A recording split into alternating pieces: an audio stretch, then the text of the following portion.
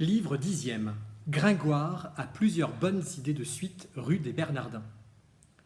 Depuis que Pierre Gringoire avait vu comment toute cette affaire tournait, et que, décidément, il y aurait corps de pendaison et autres désagréments pour les personnages principaux de cette comédie, il ne s'était plus soucié de s'en mêler.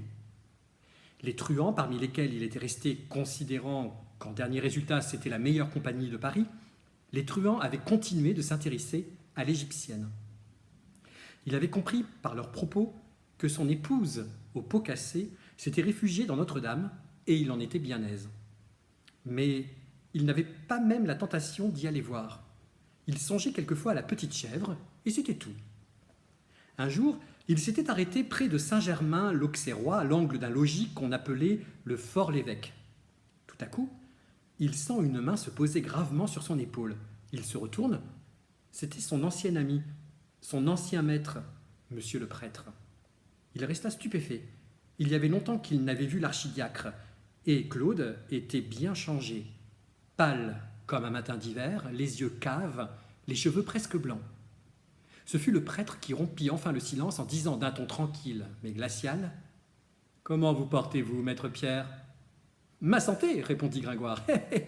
On peut en dire ceci ou cela. Toutefois, l'ensemble est bon. Je ne prends trop de rien. » Après un silence, le prêtre reprit.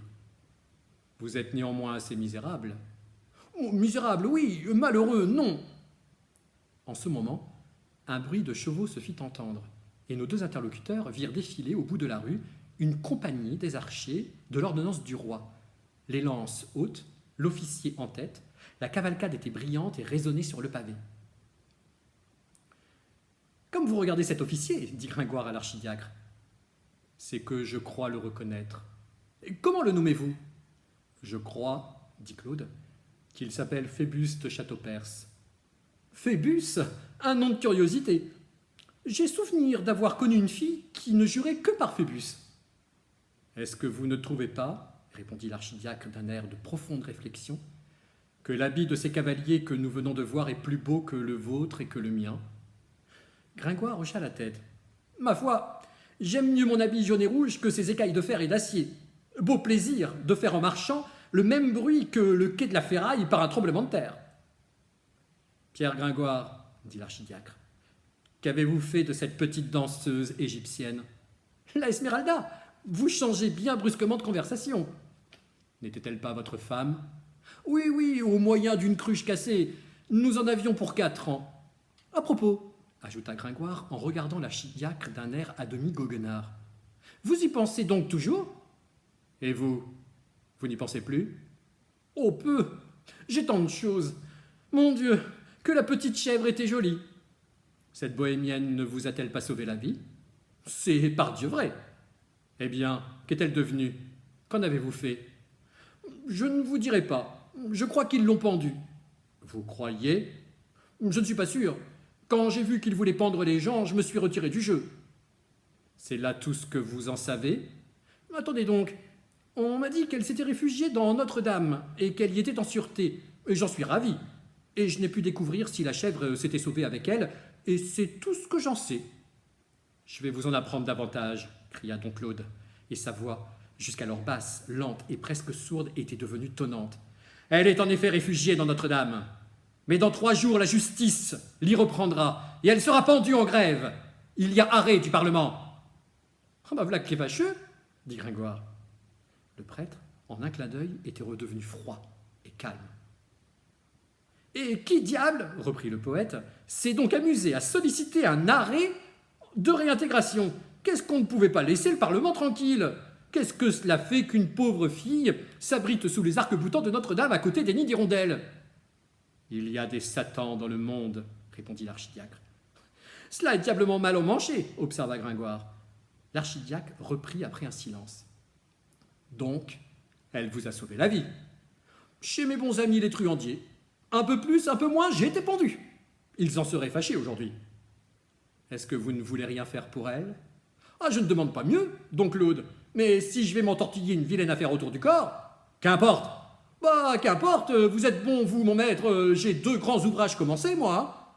Le prêtre se frappa le front. malgré le calme qu'il affectait de temps en temps, un geste violent révélait ses convulsions intérieures. « Comment la sauver ?» Gringoire lui dit.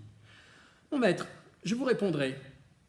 Il padelt, ce qui veut dire en turc « Dieu est notre espérance ». « Comment la sauver ?» répéta Claude, rêveur. Gringoire, à son tour, se frappa le front. « Écoutez, mon maître, j'ai de l'imagination. Je vais vous trouver des expédients. »« Oui, » reprit Gringoire, se parlant à lui-même et touchant son nez avec son index, en signe de méditation. « C'est cela. Les truands sont de braves fils. La tribu d'Égypte l'aime. Ils se lèveront au premier mot. Rien de plus facile. Un coup de main. À la faveur du désordre, on l'enlèvera aisément. Dès demain soir, ils ne demanderont pas mieux. »« Le moyen. Parle, » dit le prêtre en le secouant. Gringoire se tourna majestueusement vers lui. « Laissez-moi donc. Vous voyez bien que je compose. » Il réfléchit encore quelques instants, puis il se mit à battre des mains à sa pensée en criant « Admirable! Réussite sûre !»« Le moyen !» reprit Claude en colère. Gringoire était radieux.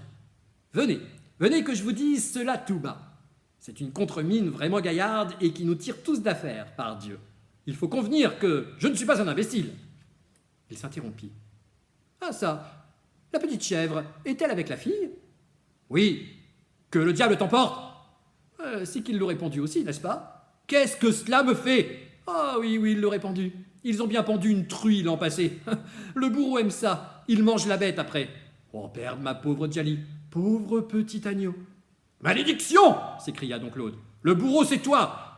Quel moyen de salut as-tu donc trouvé drôle? Faudra-t-il t'accoucher ton idée avec le forceps ?»« Tout beau, maître, voici. » Gringoire se pencha à l'oreille de l'archidiacre et lui parla très bas, en jetant un regard inquiet d'un bout à l'autre de la rue où il ne passait pourtant personne.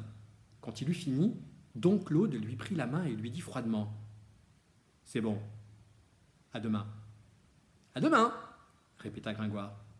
Et tandis que le prêtre s'éloignait d'un côté, il s'en alla de l'autre en se disant à demi-voix « Ah, voilà une fière affaire, monsieur Pierre Gringoire, n'importe. Il n'est pas dit, parce qu'on est petit, qu'on s'effraiera d'une grande entreprise. »